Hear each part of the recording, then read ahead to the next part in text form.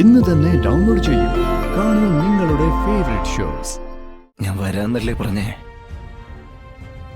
എനിക്കിവിടെ ഒഴിവാക്കാൻ പറ്റാത്ത കുറച്ച് പ്രശ്നങ്ങളുണ്ടായിരുന്നു, അതാ വരാതിരുന്നേ. എവിടെ പോകുന്ന കാര്യമായി പറയുന്നത്? ആരായിരിക്കും മറുവശത്ത്?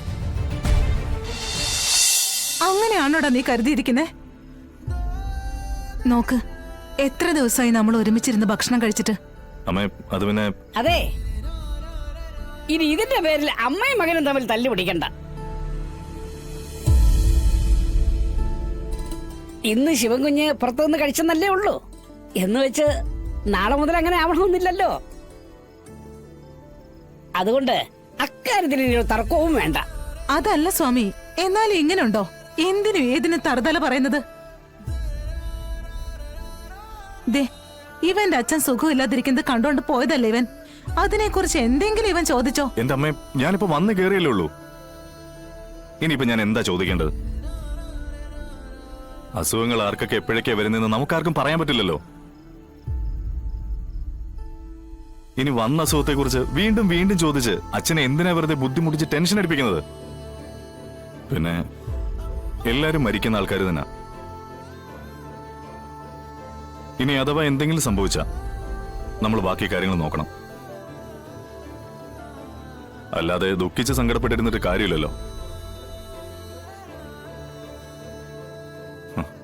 അത് ഞാനായാലും അച്ഛനായാലും. മോനെ ശിവ, എടാ, ഇത് കണ്ടില്ലേ സ്വാമി? എന്തൊക്കെയാ അവൻ പറഞ്ഞിട്ട് പോയത്? അതൊന്നും കാര്യമാക്കണ്ട. ഇന്ന് വരെ ഒരു കാര്യത്തിനും ഇടപെടാത്ത ആള് ഇന്നൊരു പ്രധാന കാര്യത്തിൽ ഇടപെട്ടില്ലേ? മാണിക്കോത്ത് ഇനി ഒരിക്കലും അനാഥമാവില്ലെന്ന് മനസ്സിലായല്ലോ. മഹേന്ദ്രൻ സാർ രാജാവാണെങ്കിൽ ശിവൻകുഞ്ഞിനെ നമ്മൾ ചക്രവർത്തിയായി വാഴിക്കും.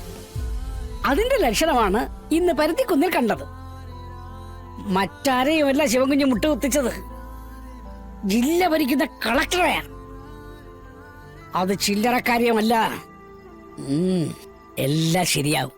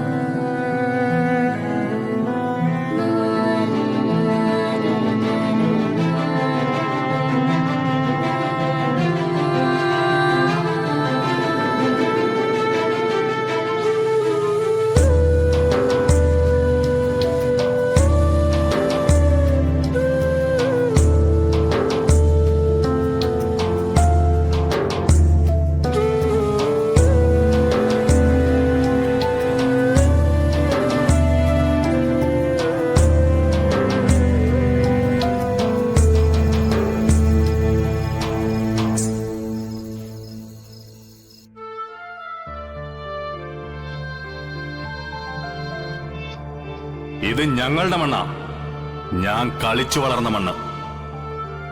ഇതൊരു സുപ്രഭാതത്ത് വന്ന് വിട്ടുതരാൻ പറഞ്ഞാലേ മുഖത്ത് നോക്കി തന്നെ ശിവൻ പറയും പറ്റില്ലെന്ന്.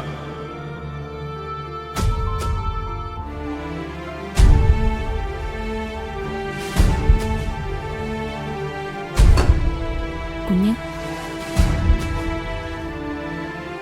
ശാലിനി കുഞ്ഞ്,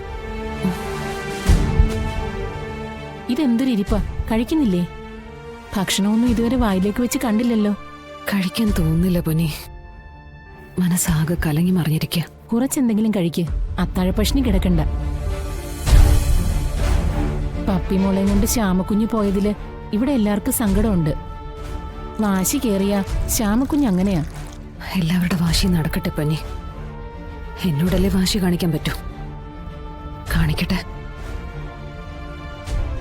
എനിക്കാരോടും വഴക്കും പരിഭവം ഒന്നുമില്ല. പോയതുപോലെ തിരിച്ചു വരട്ടെ. എനിക്കതേ പറയാൻ പറ്റൂ. പറഞ്ഞ് കാര്യങ്ങൾ ബോധ്യപ്പെടുത്തി തിരിച്ചു കൊണ്ടുവരാൻ കൊച്ചുകുട്ടിയൊന്നുമല്ലല്ലോ. ഒരു വട്ടം പോയി ഒന്ന് വിളിച്ചതാ. എന്നിട്ടും കാര്യങ്ങൾ മനസ്സിലാക്കി ഇങ്ങോട്ട് വരാൻ കൂട്ടാക്കുന്നില്ലെങ്കിൽ പിന്നെ വരുന്നെടുത്ത് വെച്ച് കാണാം. കുഞ്ഞെ ഒന്നും കഴിച്ചില്ലല്ലോ. വേണമെന്നില്ല പൊന്നി, ഇതെല്ലാം എടുത്തു വെച്ചോ.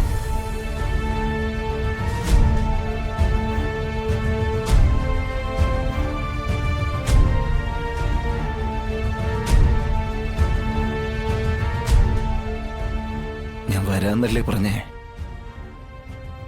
എനിക്കിവിടെ ഒഴിവാക്കാൻ പറ്റാത്ത കുറച്ച് പ്രശ്നങ്ങളുണ്ടായിരുന്നു, അതാ വരാതിരുന്നേ.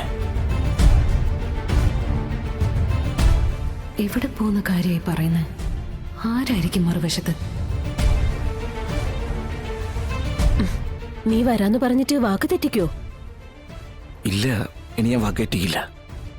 പറഞ്ഞ ഡേറ്റിനാണ് ഞാൻ വന്നിരിക്കും, ഉറപ്പാ.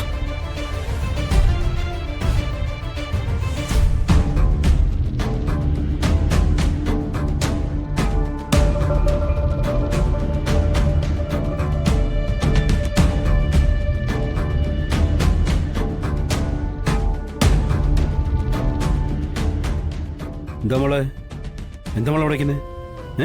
അത് പിന്നെ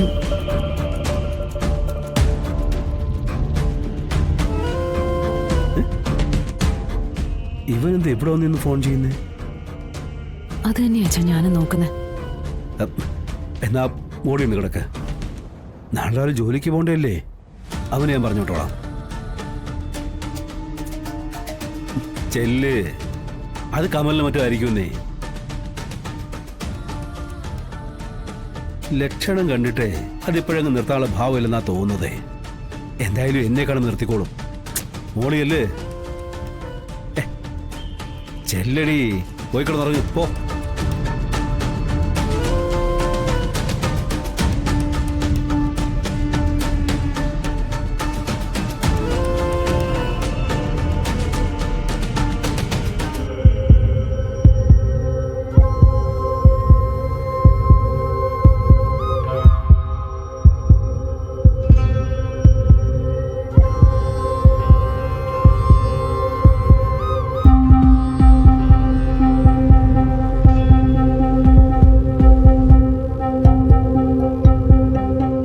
നീ എന്താ ഇവിടെ നിൽക്കുന്നേ?